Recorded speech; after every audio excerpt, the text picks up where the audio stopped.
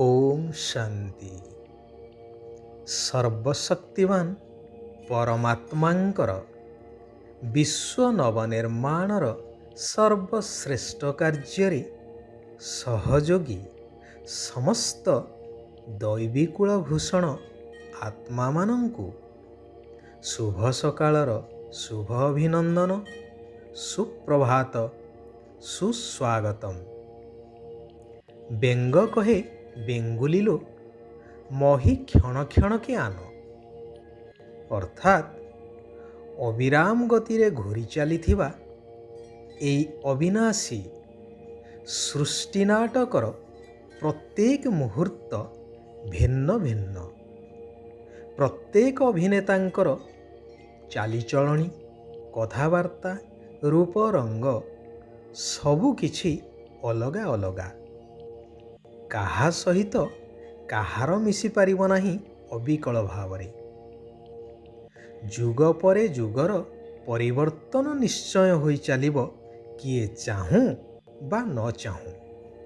यह सृष्टि नाटकर अटल नियम अटे। वर्तमानर एई तम प्रधान पतित दुनिया रे प्रतियोगिता ही प्रतियोगिता। निजर नाम मान शान पछरे पागल प्राय धाई चलीछे मनुष्य समाज। विभिन्न शास्त्र आदिरु जानी सुद्धा कि यह सबु नश्वर क्षीण क्षणस्थायी बोली। कारण यह हेउछि वस्तुवादी दुनियार देह अहंकारर प्रतिफलन मात्र। किए शास्त्र आधार रे, किए जादू विद्या आधार रे विभिन्न अद्भुत कारनामा करी समस्तंकु निज आड़कु आकर्षित कराउछंती। समाज रे सम्मानर अधिकारी ही जाउछंती, मान सम्मान इत्यादि सबु किछि पाई जाउछंती। यह आजि नुहे, बहु प्राचीनरु ही आसुछि। हेले जादू विद्या बा मैजिक तो वास्तवता को प्रत्यक्ष करई परिबो नाही। ताहा केवल मनोरंजन। सबुठु बड़ जादूकर तो हेउछंती स्वयं सर्वशक्तिवान परमात्मा निराकार शिव भगवान। अनेक क्षेत्र रे जेतेबेले मनुष्य असहाय अवस्था थाए, साधारण मनीषटीए ही थाउ बा पदपदवी धारी वैज्ञानिकटीए ही थाउ मध्य, सेतेबेले से हाथ टेकी देई कही थाए, जहा करि परिबे सेई भगवान। जदि किछि आश्चर्य कथा हेबार अछि से ही करि परिबे, अन्यथा यह असंभव अटे। अर्थात जहा वास्तव, जहा सत्य, संपूर्ण सृष्टि परिवर्तनर कार्य एकमात्र निराकार परमात्मा शिव भगवानଙ୍କ द्वारा ही संभव। कौनसी देहधारी नुहे, चाहे गुरु गोसेई हुंतु, साधु संत हुंतु बा देवी देवता हुंतु, जन्म मरण चक्रर बंधन रे आसुथिबा देहधारी एहाकु किपरि बा परिवर्तन करि परिबे। जन्म मरणरु ऊर्ध्वरे रहुथिबा पतित पावन निराकार सर्वशक्तिवान ज्ञान सागर परमात्मा आसी एही जादू करी थांती। सारा पतित तमो प्रधान दुनिया को संपूर्ण पवित्र सतो प्रधान सत्ययुगी नूतन दुनिया रे परिवर्तन करि थांती। सेथिपाई तो गायन अछि, यदा यदा हि धर्मस्य ग्लानिर्भवति भारते। भगवान कहउछंती, मधुर आत्मिक संतानगण ଯେଉଁ ଭଗବାନ ବା ଯାହାଙ୍କୁ ତୁମେ ମାତା ପିତା ବୋଲି କହୁଛ, ସେହି ବାବା ସର୍ବଦା ସୁଖ ଦେଇଥାନ୍ତି। ପ୍ରତ୍ୟହ ଆତ୍ମାକୁ ପାଠ ପଢ଼ାଉଛନ୍ତି, ଜ୍ଞାନ ରୂପକ ସମ୍ପତ୍ତି ଦେଉଛନ୍ତି।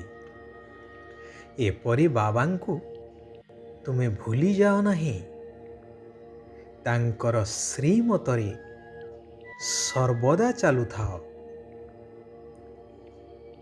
ସେହି ବାବାଙ୍କର ପ୍ରଥମ ଶ୍ରୀମତ ହେଉଛି ନିଜକୁ ଦେହଠାରୁ ଅଲଗା, ଦେହକୁ ଧାରଣ କରି କର୍ମ କରୁଥିବା ମୁଁ ଏକ ଆତ୍ମା ଅଟେ, ଏହି ନିଶ୍ଚୟ କରି ଆତ୍ମିକ ପିତା ନିରାକାର ପରମାତ୍ମାଙ୍କ ସହିତ ବୁଦ୍ଧିର ଯୋଗକୁ ଲଗେଇ ରଖ।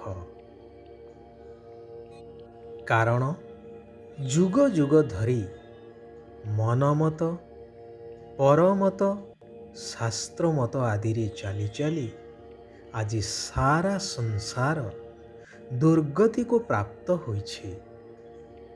ତେଣୁ ମୋ ଶ୍ରୀମତ ଆଧାରରେ ହିଁ ତୁମକୁ ସଦ୍ଗତି ପାଇବାର ଅଛି। ବିକାର ରୂପୀ କଣ୍ଟାର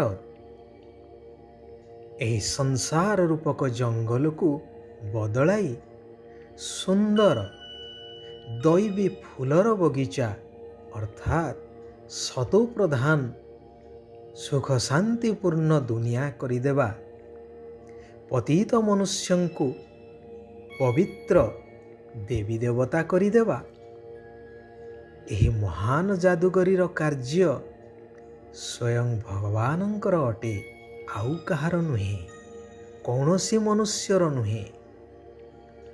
ବାସ୍ତବରେ ଶିବ ବାବା ହିଁ ସବୁଠାରୁ ବଡ଼ ସମାଜ ସେବକ ଅଟନ୍ତି, ଯିଏକି ପତିତ ଶରୀର, ପତିତ ଦୁନିଆକୁ ଆସି ସାରା ପତିତ ଦୁନିଆକୁ ପବିତ୍ର କରୁଛନ୍ତି। ସେଥିପାଇଁ କୌଣସି ପ୍ରକାରର ଅବହେଳା କରିବାର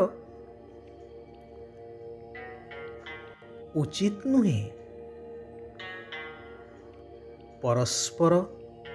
ପରସ୍ପରକୁ ସାବଧାନ କରି ନିରାକାର ପରମାତ୍ମାଙ୍କର ବାସ୍ତବ ସ୍ମୃତିରେ ରହି ଉନ୍ନତିକୁ ପ୍ରାପ୍ତ କରିବା ଦରକାର। ଯେହେତୁ ସ୍ୱୟଂ ପରମାତ୍ମା ଏହି ମହାନ ଦିବ୍ୟ ସମୟରେ ପରିବର୍ତ୍ତନର ବେଳାରେ ଅର୍ଥାତ୍ କଲ୍ୟାଣକାରୀ ପୁରୁଷୋତ୍ତମ ସଙ୍ଗମ ଯୁଗରେ ଆସି ବର୍ତ୍ତମାନ ସାରା ବିଶ୍ୱକୁ ପରିବର୍ତ୍ତନ କରିବାର ଜ୍ଞାନ ପ୍ରଦାନ କରୁଛନ୍ତି। ନିଜର ଈଶ୍ୱରୀୟ ପିଲାଦିନକୁ କେବେ ବି ଭୁଲିଯିବା ଉଚିତ ନୁହେଁ। ମାତା ପିତାଙ୍କୁ ଅନୁକରଣ କରି ଚାଲିବା ଦରକାର। ଏଥିରେ ମାୟାର ବହୁତ ବିଘ୍ନ ଆସିବ, ହେଲେ ଡରିବାର ନାହିଁ। ଆମକୁ ଶ୍ରେଷ୍ଠ ବନିବାର ଅଛି। ଏଥିପାଇଁ ବ୍ରାହ୍ମ ମୁହୂର୍ତ୍ତ ବା ଅମୃତ ବେଳା ସର୍ବଶ୍ରେଷ୍ଠ ଅଟେ। ଏହି ସମୟରେ ନିଜକୁ ଆତ୍ମା ମନେକରି ନିରାକାର ପରମାତ୍ମାଙ୍କର ମଧୁର ସ୍ମୃତିରେ ରହିବାର ଅଛି। ବାବା କହୁଛନ୍ତି, ଦୃଢ଼ତାର ଶକ୍ତି ଆଧାରରେ ସଫଳତାକୁ ପ୍ରାପ୍ତ କରୁଥିବା, ପ୍ରୟୋଗ କରୁଥିବା ଅର୍ଥାତ୍ ଯୋଗର ପ୍ରୟୋଗଶାଳୀ ତ୍ରିକାଳଦର୍ଶୀ ଆତ୍ମା ହୁଅ। ସର୍ବଦା ମନ ଭିତରେ ଏହି ଦୃଢ଼ ସଂକଳ୍ପ ରହୁ କି ମୋତେ ହିଁ କରିବାକୁ ହେବ। ସମସ୍ତଙ୍କଠାରୁ ଆଶୀର୍ବାଦ ପ୍ରାପ୍ତ କରୁଥିବା ଆତ୍ମାମାନେ ହିଁ ସନ୍ତୁଷ୍ଟମଣି ଅଟନ୍ତି। ଆଚ୍ଛା, ସାରା ବିଶ୍ୱର ଆତ୍ମାମାନଙ୍କର କଲ୍ୟାଣ ହେଉ। ସମସ୍ତେ ସୁଖ ଆଉ ଶାନ୍ତିର ଅନୁଭବ କରନ୍ତୁ। ଓମ୍ ଶାନ୍ତି। ଓମ୍ ଶାନ୍ତି। ଓମ୍ ଶାନ୍ତି।